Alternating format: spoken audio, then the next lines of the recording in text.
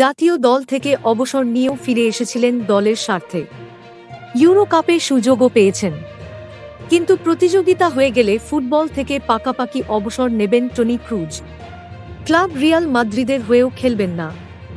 মঙ্গলবার রিয়ালের তরফে এই ঘোষণার পরে অবাক ফুটবল প্রেমীরা। মাত্র ৩৮ বছরে কেরিয়ারের অন্যতম সাফল্যের সময় সরে যাচ্ছেন ক্রুজ। ২০১৪ সালে জার্মানি বিশ্বকাপ জেতানোর পর রিয়ালে যোগ দিয়েছিলেন ক্রুজ। দলের হয়ে ৪টি চ্যাম্পিয়ন্স লিগ এবং ৪টি লা লিগা জিতেছেন। দেশের হয়েও রয়েছে অসংখ্য সাফল্য।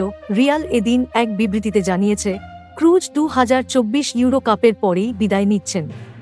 ক্লাবের প্রতি তাঁর দায়বদ্ধতা এবং সাফল্যের জন্য ধন্যবাদ জানানো হয়েছে। তিনি যে রিয়ালের ইতিহাসের অন্যতম সেরা ফুটবলার সেটাও বলা হয়েছে।